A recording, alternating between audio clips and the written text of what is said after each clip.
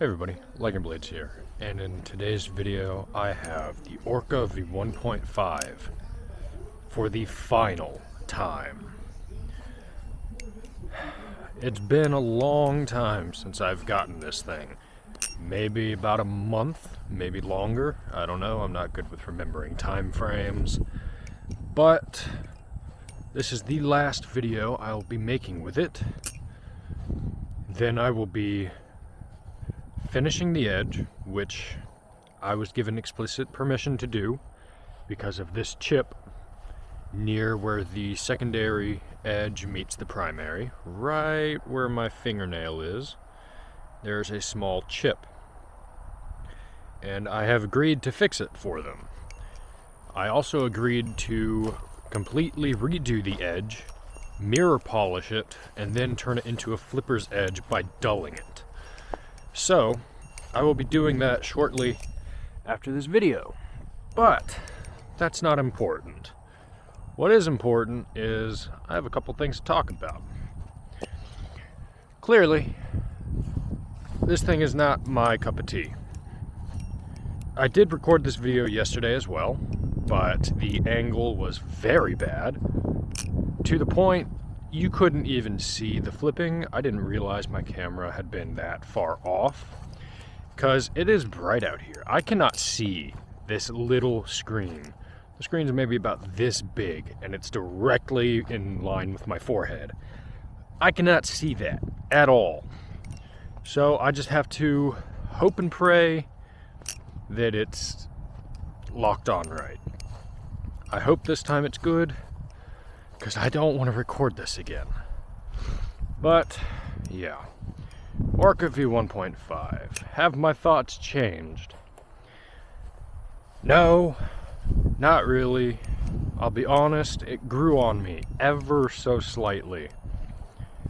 But it did grow to a point that I was thinking I might make this trade a permanent ordeal. Like, I'll keep this, he'll keep my magnet, but that's not happening. I will be shipping this back as soon as I fix the edge so I can get my magnet back. But, yeah. I do kind of enjoy it from time to time, but it feels like a Kraken with a different shape. Its balance is just white bread. Standard. Nothing special about it other than looks and the fact that it's a JK product. I did enjoy it for a little bit there, but then I remembered, I was like, wait, this is a $1,000 knife. Like, it's $1,050 or something like that. And once that actually sank in, I was like, no. There's no way I could enjoy this as that expensive of a knife. It just doesn't feel like it. It's too lightweight for something of that caliber, in my opinion. It doesn't have a personality of its own. Like I said, it feels like a standard Kraken, but with different design features and the fact that it's titanium. It feels basically identical, in my opinion, and I don't like it. I mean, I have a collection full of knives that are around this value, if not more, or even just comparable.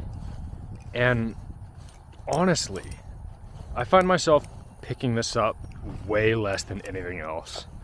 Everything else I have has such a personality. It's different than everything else I own. Everything else I've tried.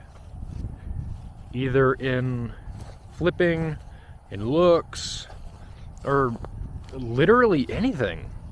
This doesn't have that. Like, for instance, this is a JK machined knife and design knife. This is machined by JK, a Hansen Metal Solo. It's a cube but it has more personality than the Orca. And I enjoy it. Today is Solo Sunday today, by the way. I recorded this yesterday, but had to redo it, like I said. So, Solo is what I have on me today. So, Kareem, don't at me. I have it. You don't need my Solo. You have enough. This just, it looks more plain than this, and yet this has more personality flipping wise than the Orca V1.5. Now, I can't speak on the V2 or the V1. I haven't tried them extensively enough. Honestly, I don't think I've ever flipped a V2 before. But I've flipped a couple of V1s. I think I enjoy the V1s more. But there's just nothing special about this that I would qualify unique enough to actually have in my collection. Even if someone tried to give me one of these as a gift for free or something like that, I'd probably tell them no. I'd want them to give it to someone who would actually enjoy it instead of just having it sit there. Because that's what this would likely do, just sit there. The only thing that I truly enjoy about this knife is this side grip on each of these corners and the design of, I guess you would say, the spine of the handle. I don't really know what to call this part of the handle. The back, maybe. It just stands out amongst my collection of just sandwich and solid channel knives. But that's basically all there is. There's nothing about this that screams, hey, I need one of these about this.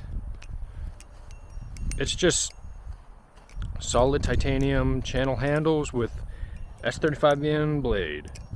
Nothing special about that. It's pinsless, which on the Orcas, so far as I know, none of them have developed handle slap. But then again, I wouldn't know for sure because I haven't been paying attention to them all that much. Let's see.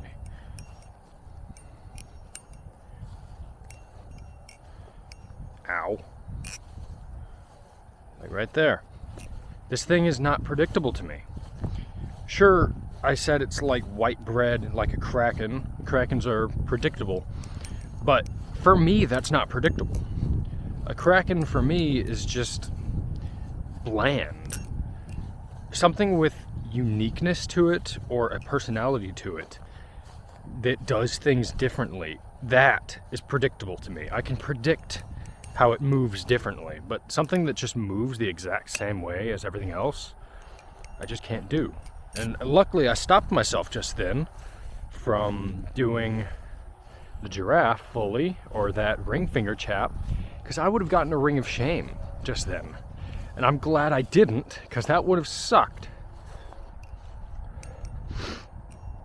But there's just nothing about this that makes me want to keep it. So I'm not keeping it. I'm getting my magnet back. I'm going to work on this edge. That's all I have to say, honestly. This thing is a $1,000 knife. It is number 516, which that's a big number for a knife that costs this much, in my opinion. Honestly, I feel like those kind of expensive knives should be more limited, but who am I to decide anything like that? It's not my knife, not my company. Not my business. I have no say. Anyway, I can't wait to have my magnet back. Can't wait to finish this edge. I hope you all enjoyed. Thank you for sticking around. Peace.